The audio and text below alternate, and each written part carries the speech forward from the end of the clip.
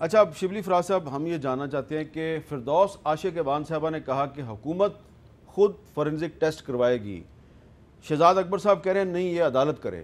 یہ تضاد کیوں پیدا ہوا ہے؟ دیکھیں، پہلی بات تو یہ ہے کہ جو چانڈیو صاحب نے بات کی، مقصد ان کا پاکستان مسلم لیگ نون کا یہ نہیں تھا کہ وہ یہ بتائیں کہ اس کی ٹیکنیکلٹیز میں جائیں. ان کا مقصد یہ تھا کہ ایک ایسا ناٹک رچانا جس میں کہ وہ صرف اپنے آپ کو مظلوم ثابت کر سکیں. اگر وہ واقعی سیریس ہوتے اور اگر واقعی وہ سمجھتے کہ یہ ان کے ساتھ زیادتی ہوئی ہے تو ان کو چاہیے تھا کہ وہ جو کنسرن فورم ہے ان پہ جاتے، یعنی کہ ہائی کورٹ یا سپریم کورٹ جاتے. لیکن ان کا مقصد یہ نہیں ہے. ان کا مقصد تو جوڈیشری کو جو ہے وہ اس کو ڈسریپیوٹ میں لانا ہے. اور یاد رہے کہ جی یہ جتنے بھی ججز ہیں جس لیول پہ بھی بیٹھے ہوئے ہیں، ان میں سے Pakistan P T I, Pakistan Tehreek Insaf نے کسی کو بھی نامزد نہیں کیے. یہ سب انہی کے بنائے ہوئے ججز ہیں.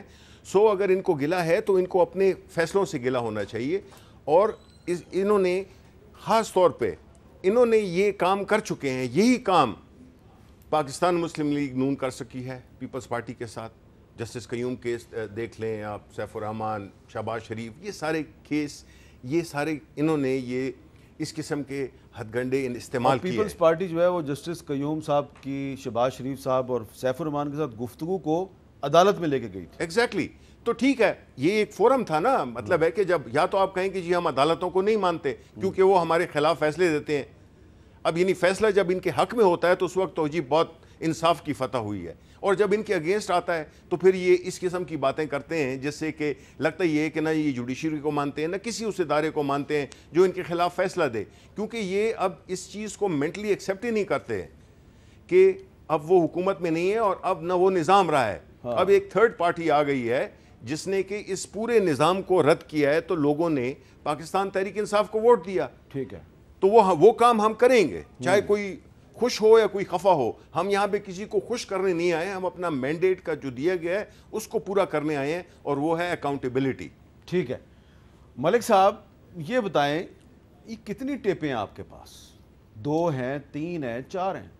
میرے پاس اطلاع نہیں ہے، لیکن مجھے اسپیسیفک کتنی ٹیپس ہیں، لیکن مجھے یہ معلوم ہے کہ اس وقت جو ایویڈنس پیش کیا گیا ہے اس سے زیادہ مجھے بتایا گیا ہے کہ اس سے بہت زیادہ ایویڈنس موجود ہے اور وہ بہت زیادہ اسپیسیفک ایویڈنس ہے. یہ نان اسپیسیفک ایویڈنس. تو یہ آپ نے نان اسپیسیفک ایویڈنس کیوں پیش کی پہلے؟ دیکھیے اسپیسیفک کیوں نہیں پیش کی؟ کیونکہ حصول جو ہے وہ کسی کو ملائن کرنا نہیں ہے. ہمارا مقصد جو ہے اس وقت وہ یہ نہیں ہے کہ ہم کسی کو ملائن کریں. ہمارا جو مقصد ہے وہ اس وقت جسٹس کا حصول ہے.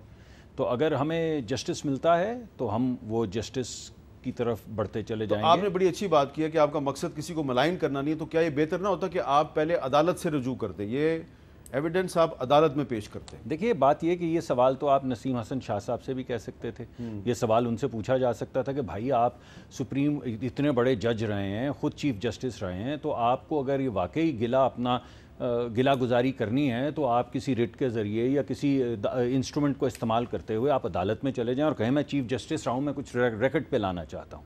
عوام کے پاس گئے وہ. ویسے آپ کو پتہ نا نسیم حسن شاہ صاحب نے نواز شریف صاحب کی 93 میں گورنمنٹ بحال کی تھی. جی ٹھیک ہے. اور پھر وہ کرکٹ بورڈ کے چیئرمین بن گئے تھے بعد میں. جی ٹھیک ہے، وہ بھی ٹھیک ہوگا. لیکن اس سے تاریخ جو آپ کے سامنے میں نے ابھی پیش کی ہے، آپ اس میں سے دونوں کیا اس پہ معترض ہیں؟ نہیں. اور آپ کیا سمجھتے ہیں نہیں ہے کہ انہوں نے اپنے آپ کو اٹون کیا، انہوں نے اپنے آپ کو ریڈیم کیا، ان کے ضمیر پہ کوئی بوجھ تھا اور وہ سامنے لے آئے؟ ابھی میرے بھائی نے جسٹس قیوم صاحب والی بات کی ہے، تو کیوں کی ہے؟ اس وجہ سے کی ہے کہ تاریخ رقم ہوتی ہے ان چیزوں سے.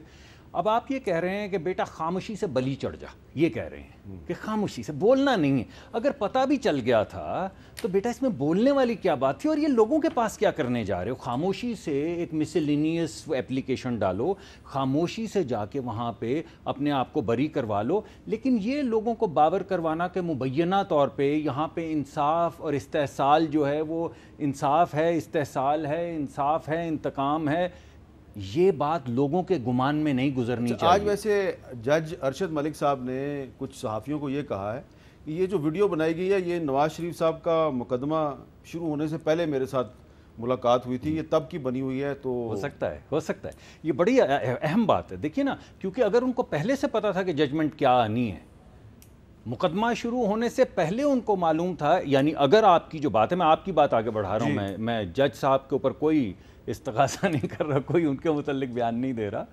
بات یہ ہے کہ آپ کیا کہہ رہے ہیں کہ ان کو پہلے سے پتا تھا کہ کیا ججمنٹ آئے گی اور پھر وہ اس ججمنٹ میں کیا جھول ہوں گے، وہ انہوں نے پہلے سے لکھوا دیے تھے ججمنٹ دینے سے، یعنی کیس شروع ہونے سے پہلے ان کو پتا تھا کہ اس کیس کی ججمنٹ کیا آئے گی؟ لیکن آپ دیکھیں تھوڑی سی زیادتی کر رہے ہیں آج آپ. جی مجھے آپ لگ کو رہا ہے کافی انفارمیشن آپ کے پاس ہے، آپ شیئر نہیں کر رہے. جی میں آپ کے پاس آیا اس وجہ سے ہوں کہ بالکل تھوڑی تھوڑی انفارمیشن دوں، اور وقت کے ساتھ اگر میرے پاس آپ سے زیادہ آپ انفارمیشن کے پاس ہمیشہ مجھ سے زیادہ ہوتی ہے، لیکن میرا مقصد یہ لیکن ہوتا میں ہے. چاہتا ہوں کہ آپ بولیں میں نہ بولوں. جی حامد میر صاحب آپ پھنسیں میں نہ پھنسوں. جی آپ میری بات سنیں، میری بات کیا ہے، میری خواہش یہ ہوتی ہے کہ میں بھی کیپٹل ٹاک پہ آؤں. جتنا میں آپ کو کم بتاؤں گا آپ مجھے بلاتے رہیں گے، میں تھوڑا تھوڑا چلے میں بتاتا ذرا رہوں گا.